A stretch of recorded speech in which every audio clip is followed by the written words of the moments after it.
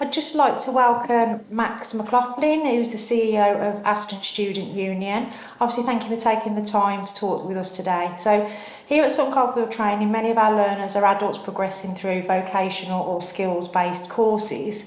So, we'd like to give them a clearer understanding of how universities can support their career goals and what routes are available. So, can you start by just giving us an insight on career pathways that the university study can lead to? Absolutely. I think universities can sort of lead to anything. You might decide to go to university just to study a subject that you're really passionate about, and the fact that you've got a degree will then open up numerous doors and employability opportunities afterwards. Or you might decide to go to university to study something that is going to lead on to a particular course. And again, the fact that you spent 3 years studying it can be quite attractive to some employers. So how do you think a university, the education route through a university can prepare students for long-term career success? I think my experience is, if you go to university, you do your degree, but it's also some of the other things that you do at university as well, which is really important, all the extracurricular activities. So I think sometimes it might be your degree that will get you a foot in the door, but often it's some of the other leadership opportunities and the other things that you did at university that's going to allow you to probably move up the career ladder a little bit quicker. And or at the same time, there are still some employers out there who, for whatever reason, have perhaps a bit of a glass ceiling, and that university degree allows you to break through that glass ceiling, whether that's 5 years after graduating or 10 years after graduating.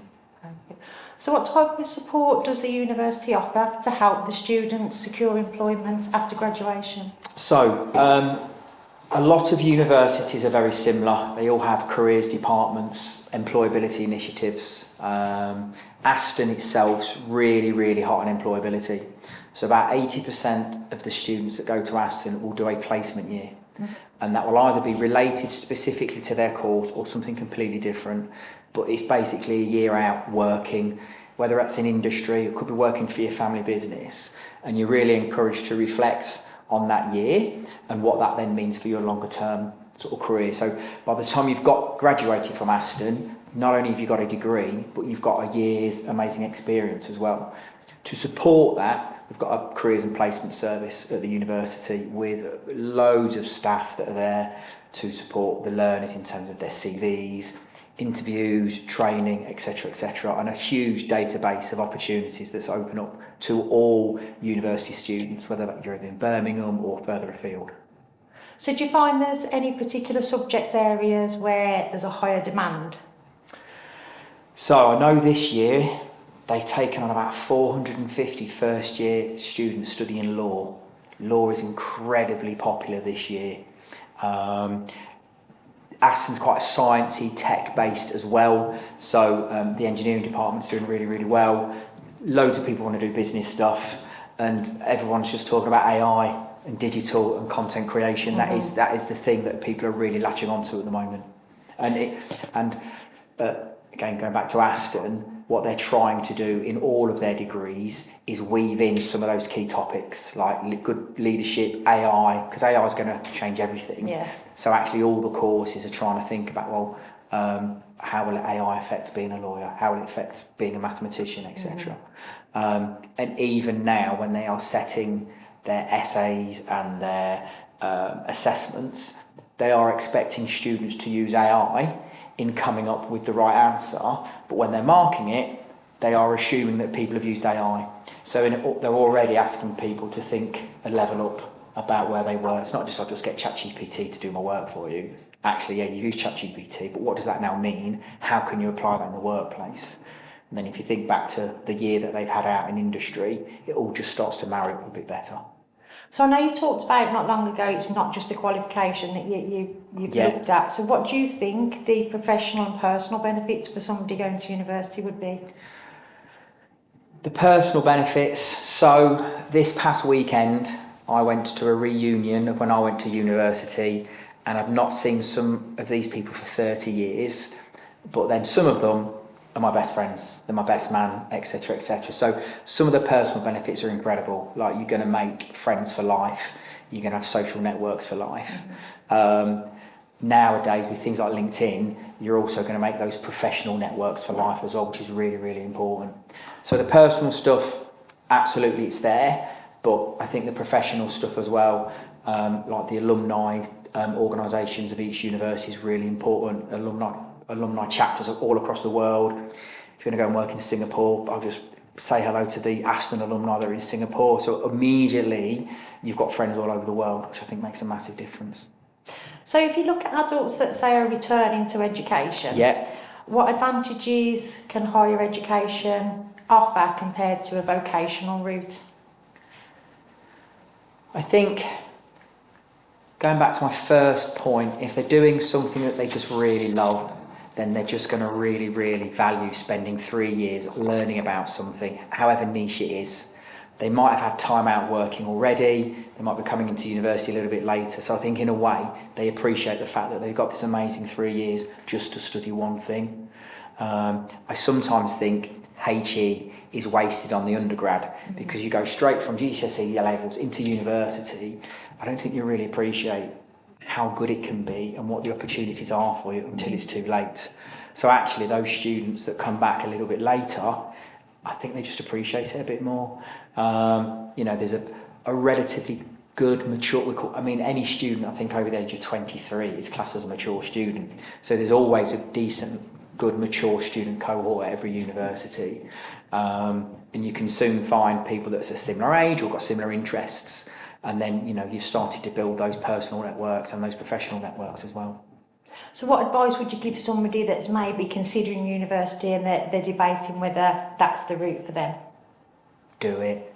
I'm going to say that I've worked in universities all my life, but you're only here once. Yes, it's a big financial investment, which is why personally I think you really need to want to learn and love the subject that you're studying. Don't just do it because don't just do it because you think it's the next step to get that right job. You've got to really love it as well. But no, I'd absolutely give it a go. And if it's not for you, it's not for you. If you just do 1 year, you just do 1 year. You know what? It's not a wasted £9,250. It's a £9,000 investment that you've made into yourself. You will have learned something. You will have some grades and qualifications, and you'll have an experience that you can take with you onto your next job, whatever that may be. But yeah, you've just got to go for it. So what sort of study options have you got? So we talk about spending 3 years at university. Yeah. Can you obtain that degree in other ways? You can. So there's loads of things kicking around at the moment. So the traditional route's 3 years, 4 years at Aston because you take a year out. There are other universities, I think it's Coventry, they do a fast track 2-year degree.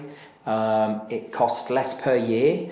You don't have access to the same facilities or the same world-class learning resources, but they will still take you through that 3-year degree in 2 years. Aston is currently experimenting and has just launched something called block teaching. So there are 4 blocks during the year, and you can start your degree at any time during that time, and you do a block, and then that leads on to the next block. If you want to do a couple of blocks and then take some time out and then go back 6 months later to do the next block, you can do. It's not as linear as it used to be. And quite a few universities are starting to look at that. Or you might decide to do 1 block on campus, and then they might decide to do the next block purely online. Universities are really keen to, increase recruitment, etc., etc. So they're trying to make it as flexible as possible to suit as many different learning needs and learning styles that people might have. And they just recognise life gets in the way. Like, as a mature student, you might have more care and responsibilities, you might have more financial responsibilities, you're not on that sweet spot of being 18 to 21 where you really have not got nothing to worry about. So they do recognise if you're going to go to university a bit later, they need to be a bit more flexible to allow life to get in the way, as it always does. And if you need to pause for a few months, you can pause for a few months, that's no problem. So is it difficult to get into university? Is it like when you apply, do the admissions look at solely previous academic grades, or is there other factors they take into consideration? So for your traditional undergrad, that's just doing A levels, it really is mainly those A level grades that's going to be the denominator in terms of where you study and what you want to do. For the mature students, they'll take on, it's not just A levels, they'll look at any of the qualifications that you've got. You might have to go for an interview. Sometimes they might offer a foundation year. So if you want to do a particularly science-based subject, you can get into do a foundation year which teaches you the basics, and then after you've done that foundation year you can go on to do your 3 years of study. So it is not solely about those 3 A levels. I think probably the older you get, the more they take on board all those other qualifications and experiences that you might have. And even now they've just stopped doing the personal statement. So a couple of years ago, if you're going to go to uni, you needed good A-level grades and you need to do a personal statement of like 1,000 words. They've just scrapped that because I think they were just getting far too many that all sounded the same because people were using AI. Yeah. So actually they're just going to go on the grades at the moment. So if we had one of our learners that was listening to this, Yeah. what advice would you give them to maybe strengthen their university application? I'd go to as many open days as you can do. So, and that gives you a sense and feel of the type of university that you want to go to. When you're at the open days, make sure that you can try and get an interview with some of the admissions staff that are there. You can go and speak to the members of staff that run the department, the lecturers, go for visits. You know, Aston is a city centre based university and that's great. Others are a leafy campus, they're a suburb, they're out in the sticks. You need to also figure out what environment that you really want to go to. But yeah, just go and talk to the people at the university and then they will give you some of that advice about, well, actually at Aston we really like this, or at a different university they might like to see something else. So how can training providers like us best prepare our learners or support learners that are applying for university? I think probably things like, going back to the open days, perhaps knowing when some of the open days are for some of the local universities, actually, to just, you just register online and you can send people away you go. So I think it's putting it into their front view that they can go. You could probably also reach out to some universities yourselves to ask that very same question. If we're going to be referring people from SCT to your university, what is it that they're going to be looking for? Is there a particular thing that they might need to put on their application, etc.? But I think certainly if they're over that sort of mature bracket, then get yourself to the university, go and speak to someone. Universities have always got flex to take on more students. It ebbs and flows in terms of how many thousands of students they take on every year. So it's never a case of we're full.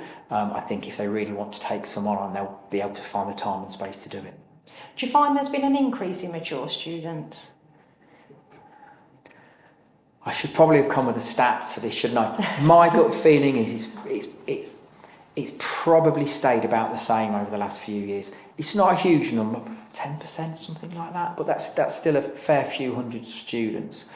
I will say now, recently, I see a lot less on campus, and that's because there's more stuff being delivered online. Mm-hmm.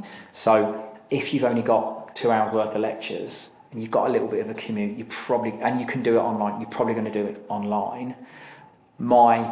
I would say to that, but you're not then necessarily getting the full university experience.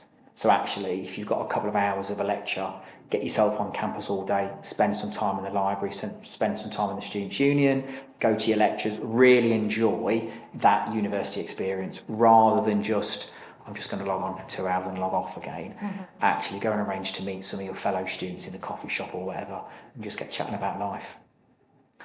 Okay, so finally then, if you was to do anything different or give yourself a piece of careers advice, what would it be? I've given myself this piece of advice many times, and I studied engineering. In fact, no, I'm going to go back to after my GCSEs. I picked 3 A levels because it just made me sound really clever, which was maths, physics and history. I didn't really enjoy them, and then I ended up doing engineering at university. I spent 3 years studying something I didn't really enjoy, and I wish I'd have done. I wanted to do film studies. So I'd be in my engineering lecture. We would be learning about, well, we used to call it mud studies, about how thick the mud needs to be to carry a certain building, whatever it was. In the lecture theatre next to me, they were watching Terminator 2 and analysing it for its like social relevance. And I just remember sitting there thinking, I wanted to be in that lecture. So my advice that I would give to myself and I'm giving to my kids is actually just do something you love. Just do something you enjoy. Mm-hmm. That's what will carry you. And yes, it might not be relevant to the job that you might want to do, but if you've got something about you, if you can make the degree work, you can make anything work. So yeah, just do the thing that you really love and pursue that, and then it just makes it far easier as well. That's great. Thank you very much for your time. Thank you very much.